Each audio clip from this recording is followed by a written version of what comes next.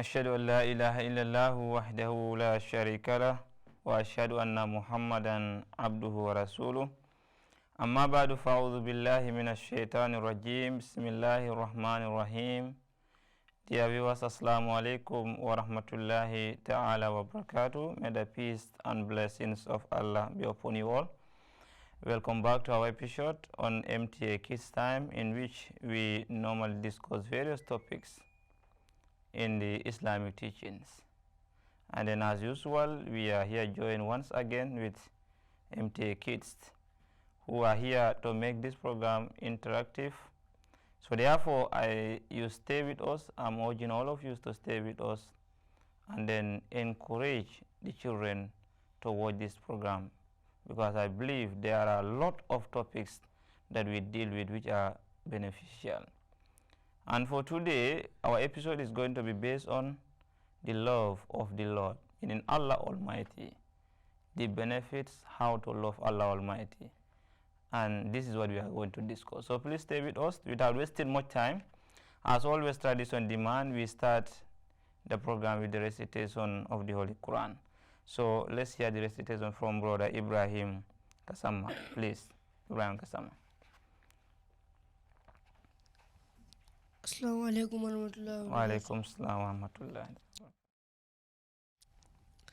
أعوذ بالله من الشيطان الرجيم بسم الله الرحمن الرحيم قل إن كنتم تحبون الله فاتبعوني يحببكم الله يحببكم الله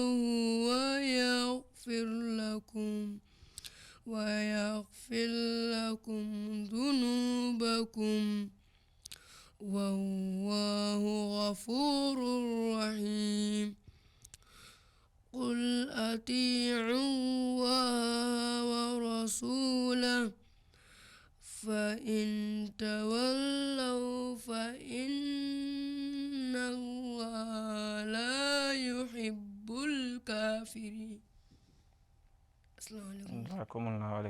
Thank you very much. Can we have the translation, please, Nuruddin? Before the translation.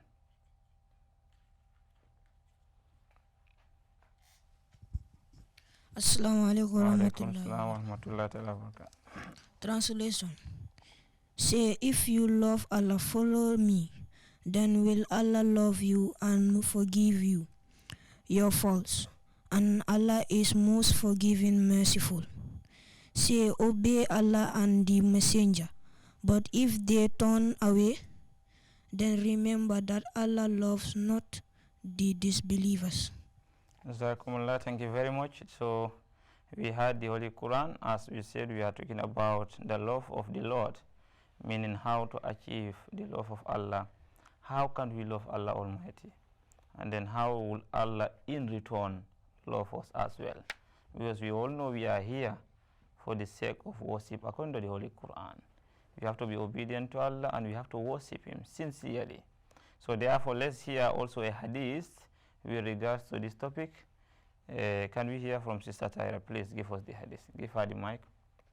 Please.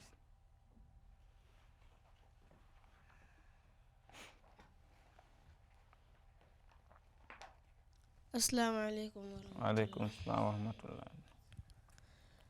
عن أبي الدرداء رضي الله عنه قال قال رسول الله صلى الله عليه وسلم كان من دعاء داود عليه السلام اللهم إني أسألك حبك وحب من يحبك والعمل الذي يبلغني حبك اللهم اجعل حبك أحب إلي من نفسي وأهلي ومن الماء البارد. Translation. Abu Darda, God be pleased with him, narrates that the Holy Prophet, peace and blessings of Allah be upon him, said, Prophet David, peace be on him, used to pray in the following words: O Lord, grant me thy love and the love of those who love thee, and the love of the deeds which will enable me to attain thy love. O my Lord, make thy love dearer to me than my own life, my kith and kin, and even dearer than cold water to a man dying of thirst in scorching heat. Tirmidhi. Jazakumullah, thank you very much. We all had the verse of the Holy Quran as well as we had the hadith with regards to this, that of the dua of Hazrat Dawood alayhi salatu wasalam, who was also a prophet of Allah, as already mentioned in the Holy Quran. So therefore, it is very essential and it's very important for us to love Allah Almighty. But then there are also prerequisites, or there are conditions that are put in place if we really want to get the love of Allah Almighty. We can claim to love Allah Almighty, but do we know whether Allah Almighty loves us? So all this has been mentioned in the Holy Quran. So therefore, in the Holy Quran, Allah the Almighty says, as Ibrahim has already recited, he told the Holy Prophet ﷺ in a very clear term that, O Muhammad, kul in kuntum tuhibbuna Allah fattabi'uni. He said, O Muhammad ﷺ, tell them that if they truly love Allah Almighty, the condition is fattabi'uni, that is, you Muhammad, they should what? Follow you. Yuhibbukumullah wa yaghfir lakum dhunubakum. Allah will in turn love them, and then He will forgive them their sins and faults. Wallahu ghafur rahim. Surely Allah is the most forgiving and the merciful. Even to the extent of saying, Kul ati'ullah wa rasul, fa in tawallaw, fa inna allaha la yuhibbul kafirin. Tell them again they should obey Allah and Messenger of Muhammad sallallahu alaihi wasallam. That is you, Muhammad sallallahu alaihi wasallam.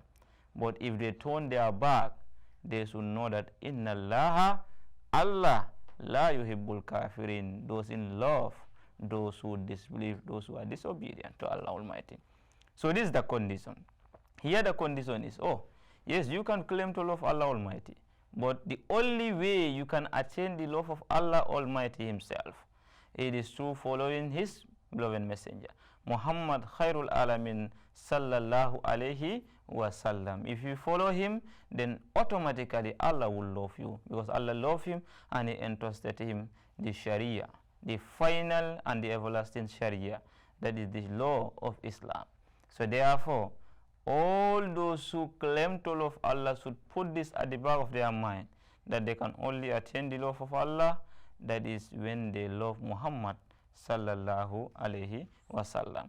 And also Sister Tahira has already made a prayer here, very powerful and interesting, which I believe all of you should try and memorize. And anybody who is watching should try and memorize this dua, because it's very, very important. As it is narrated, is Abu Darda, who was also a companion, narrated this, that the Holy Prophet ﷺ said, this is a dua that was normally done by Hazrat Dawood alayhi salatu wasalam. And then also in the Holy Quran, we are made to understand, we are told in the Holy Quran that Prophet Dawood was somebody who was constantly and fervently praising Allah Almighty. And here we can see, he says, Allahumma inni as'aluka hubbaka wa hubba ma yuhibbuk wal amal alladhi yuballighuni hubbak. Allahumma aj'al hubbaka habba ilayya min nafsi wa mali wa ahli wa min al-ma'il barid. This is the prayer. Oh Allah, inni as'aluka hubbaka. I am asking you for your love. I'm seeking your love. Wa hubba ma yuhibbuk, and the love of that individual who loves you. Therefore, if you love Allah, then anybody who loves Allah, you should love that individual. You understand? So that is very important. That's why he said, وَهُبَّ مَا يُحِبُّكَ وَالْعَمَلَ الَّذِي يُبَلِّغُنِي هُبَّكَ.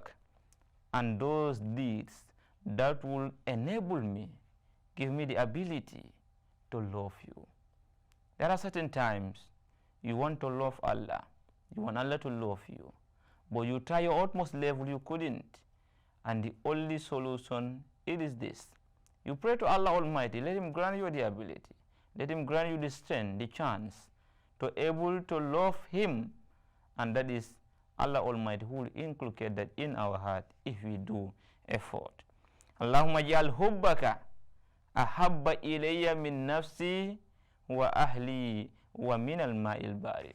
Oh Allah, your love should be dearer to me than even the love I have for my own self, I have for my own soul. That is, I should love you, Allah, more than even what I love myself. Doesn't stop there. Wa ahli, and my family. We all know, all of us love our family, no matter what. There's not a single individual who will say that I don't love my family. That is a nature that Allah has inculcated upon us, in us, that we are capable of loving our family, and then we are incapable of not to love them. That means we have to love them. So I should love you, Allah, more than even my family. My father, my mother, my everything virtually. I should love you more than them. And then the other thing he says, and then that of cold water, which is trying to quench, or to a man dying of thirst in a scorching heat. We all know if somebody is suffering from thirst, he is thirsty to the extent that he is about to die. If you give that time, that moment, the only thing that person needs is water, nothing else. No food, no money, no nothing. The only thing the person loves at that particular time, it is water. So if you give to that person water and you give to that person any other thing, the person will pick water. So you just imagine, even sometimes the little test we suffer from, how we'll be in a haste to drink water. Even in Ramadan you observe how people will prepare for drinking water, cold water. So therefore it is something that is dear to you at that particular moment. But then you are praying, as Dawood alayhi salam was praying, that even that time, that water, the way I would like that water, I should love Allah more than even the way I love that water at that dying moment. So therefore it is a very important dua. We should try to memorize it and fervently use it in our prayers, that we should love Allah as we love more than, we should love Allah more than as we love our parents, ourselves, and an example of a cold water. That means virtually everything that you love, you should love Allah more than that. And another place, the Holy Prophet ﷺ is also mentioned that you should love Allah and Muhammad ﷺ dearer to anything else. That is, if you want to attain virtue, if you want to attain righteousness, if you want Allah Almighty to love you. Another place, the Holy Prophet ﷺ also is reported to have said, it is narrated by Anas, who was also a companion. It says, Salathun man kunna fihi wajada bihinna halawatal iman. An yakuna Allah wa rasuluh ahabba ilayhi mimma siwahuma. Wa an yuhibba al-mar'a la yuhibbu illa Allah. Wa an yakraha an ya'uda fil kufri ba'da an ankadahu Allah minhu. Kama yakrahu an yuzafa finnar. He said, Anas, God be pleased with him, relates that the Holy Prophet sallallahu alaihi wasallam said, there are three qualities. What are they? If you have them, you will test the sweetness of your faith. One of them, that Allah and His Messenger are dearer to Him than anything else. If you love Allah and Messenger more than anything else, you will test the sweetness of your faith. And that He loves someone purely for the sake of Allah. When you are loving somebody, it should be for the sake of Allah. It should not be for any selfish interest. And the other thing it is, you lose returning to disbelief as much as he abhors being whole in the fire. Meaning you have to hate, after becoming a Muslim, you have to hate of going back to kufr as much as possible, just like you hate of entering the fire. Who among us love to enter into fire? None of us. So therefore you should hate of returning to kufr like you hate returning to fire, hellfire. Because it's the same as if you are a disbeliever, the promise for disbeliever is what? Hellfire. So indirectly you are returning back to hellfire. That's why the similarity is given here. You hate kufr as you hate entering into hellfire. Because kufr lead to hellfire and believing lead to paradise. You understand? So this is maybe where we will stop with regards to this. But then there are a lot of hadiths, there are a lot of verses of the Holy Quran which talk about the importance of love for Allah Almighty. And then also we should understand Allah the Almighty has mentioned, the Holy Prophet said that Allah is to his servant as he understands him. The way you see God, if you see God as a being that is limited, the power is limited, then Allah Almighty will hold you on that manner. But if you have fully conviction and you completely have your trust in Allah, then Allah is sufficient for you. وَمَنْ يَتَوَكَّلْ عَلَى اللَّهِ فَهُوَ حَسْبُهُ. This is what Allah Almighty says. Whosoever put his complete trust in Allah, then Allah is sufficient for you. Meaning he can do anything for you that no other being can able to do. But if you see Allah as an ordinary being or a being that has also a limitation like we, then of course, then Allah will be to you like the way you perceive him. So it is important we believe in Allah fully, not partially, and then also we should put our trust in Allah Almighty, which is going to lead us to the right guidance. So therefore, that is what we have on this particular distance. So I would like to make a wrap up on to see how far have you understood this thing. So I said about love of Allah. People claim to love Allah Almighty, right? But then, are we assured that Allah Almighty has loved us? Just like, for instance, Taira or Kiswa said that, yeah, I love Allah Almighty. You claim in your heart you love Allah Almighty, but are you assured that Allah has loved you? Yes? No. Allah, you are not assured that Allah loves you because of your claim. Why? What is the reason behind that? Because Allah has set the guideline for us to love him. Yes, Allah has set the guidelines. It's not matter of like, I just wished, then it happened. No. It's not like Allah, kun fayakun, let it be and it be. We are not those kind of beings.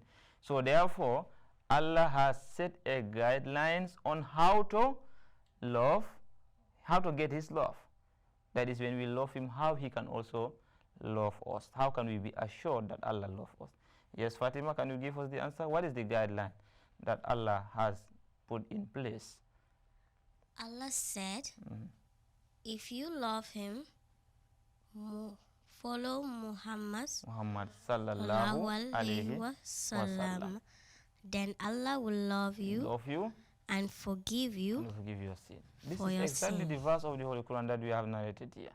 That if you love Allah truly, then follow Muhammad sallallahu alaihi wasallam. Then Allah will love you, and not only there, he will forgive you your sin. Huh? Thank you for your cooperation and thank you for your participation. Thank you very much. Viewers, this is what time allowed us. This is we have for you today. We were discussing on how to get the love of Allah, as many people claim to love Allah Almighty. But then we should all know there is a condition that Allah Almighty put in place. That is, you have to follow Muhammad Mustafa Khairul Alamin sallallahu alaihi wasallam. Then Allah will surely love you and he will forgive you your sin. That is the verse of the day. Thank you very much. I am your host Said Sambaso. Until we come on your way here in MTA International Gambia Studio. Assalamu alaikum wa rahmatullahi ta'ala wa barakatuh.